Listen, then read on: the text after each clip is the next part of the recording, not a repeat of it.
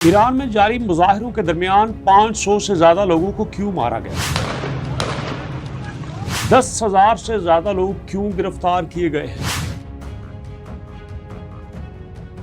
मुजाहिरों के दरमियान एक खास किस्म की तंजीम का नाम क्यों लिया जा रहा है? और ईरान के अंदर पुराना सिस्टम कौन सा था जिसको वापस लाने का मुतालबा अब भी किया जा रहा है? क्या वाकई ईरान में महंगाई की वजह से प्रोटेस्ट हो रहे हैं या अंदर कहानी कुछ और है? अमेरिका की वहां पे क्या दिलचस्पी है? इंटरनेट क्यों बंद किया जा रहा है? और ईरान के अंदर सिचुएशन क्यों तब्दील हो रही है? बहुत सारे सवालों के जवाब जानने के लिए आइए मेरे साथ वीडियो की तरफ।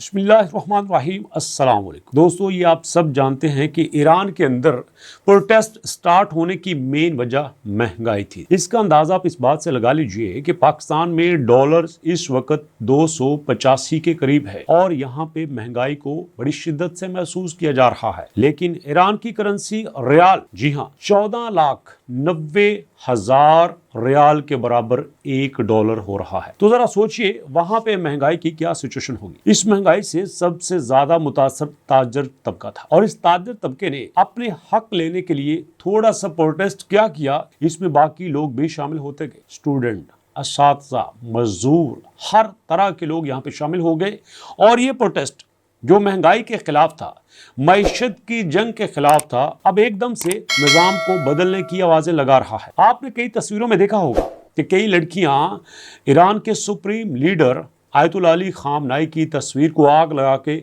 अपने सिगरेट जला रही हैं और इस तरह की तस्वीरों को बहुत ज़्यादा मगरबी मीडिया में प्रमोट किया जा रहा है और दावा ये किया जा रहा है कि ईरान के अंदर अवाम ये चाहती है कि ये मौजूदा निज़ाम हटाने के बाद वापस पुराना निज़ाम लाया जाए। अब पुराना निज़ाम क्या है? आपकी इत्तला क्लियर्स करता चलूँ कि ईरान उन मुल्कों में था कि शायद जिनकी यूनिवर्सिटीज़ में भी शराब बिका करती थी, वहाँ पे हर तरह की आज़ादी हुआ करती थी, लेकिन फिर एकदम से पहलवी ख़ानदान को हटाने के बाद दोबारा से इनकलाब लाया गया था दोस्तों, और फिर वहीं से हर तरह की यूरोपियन अमेरिकन्स को वहाँ से निकाल दिया गया था। और अब लोग ये कहते हैं कि पुराना निज़ाम वापस लाया जाए, लेकिन ईरान का मानना ये है कि ये जो मुजाहरे हैं, इस तरह के नारे सिर्फ यूरोपियन, अमेरिकन और यहूदियों के कहने पे लगाए जा रहे हैं। एक इत्तलात के मुताबिक ईरान के लीडरान ने उन लोगों को भी काफ़ी तरीके से पॉइंट आउट किया है जो अंदर ही अंदर लोगों को मार कर ईरान को बदनाम कर रहे थे। लेकिन मौजूदा सिचुएशन के मुताबिक इस वक्त ईरान में इंटरनेट पूरी तरह से बंद है। इलॉन मस्क ने भी अपना इंटरनेट वहाँ पे लॉन्च किया था, जिसको चलाया था, लेकिन फिर उसको भी ब्लॉक कर दिया गया है। अब यहाँ पे 31 से ज़्यादा सूबों में प्रोटेस्ट हो रहे हैं। गवर्नमेंट ने पूरी तरह से आर्मी को ये खुले हाथ कह दिया है कि भाई आप जैसे चाहो निपट सकते हो। लेकिन दोस्तों, आपको बताता चलूँ कि अंदर की खबर ये भी है कि ईरान की अवाम मौजूदा निज़ाम में जो करप्ट अफराद थे उनके जुल्म से भी तंग है। इस मईशत की ख़राबी में बहुत सारे लोग ऐसे भी थे जिनको मईशत की ख़राबी का कोई फ़र्क नहीं पड़ रहा था, बल्कि उनका बैंक बैलेंस दिन दुगनी रात चुगनी तरक्की कर रहा था। ख़ास किस्म के लोगों को ठेकों से नवाजा जाता, ख़ास लोगों को फ़ायदा दिया जाता, बाकी अवाम कैसी रहती है इसकी उन्हें कोई परवाह नहीं थी। इंटरनेशनल सर्वे के मुताबिक ईरान इस वक्त 180 मुल्कों में से 151 नंबर पे आ खड़ा हुआ है, जबकि कुछ साल पहले यही ईरान इससे कहीं ज़्यादा अच्छी पोजीशन में था।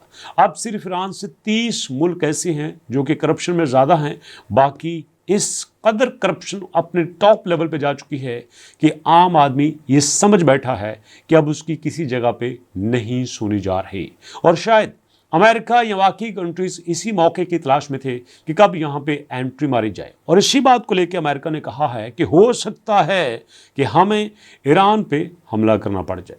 जबकि ईरान ने ये कहा है कि हम अमेरिका से बात करना चाहते हैं, लेकिन अगर अमेरिका जंग करेगा तो हम पूरी तरह से तैयार हैं और हम इसका बदला लेना भी जानते हैं। जबकि दूसरी तरफ यमन, सऊदी अरब اور یو اے کی جنگ کو دیکھا جائے تو وہاں پہ ریاض میں کافی سارے گروپس اکٹھے ہوئے تھے جو کہ صلح کرنا چاہتے تھے، لیکن اندرونی طور پہ چھوٹے چھوٹے گروپس کی وجہ سے صلح نہیں ہو سکی۔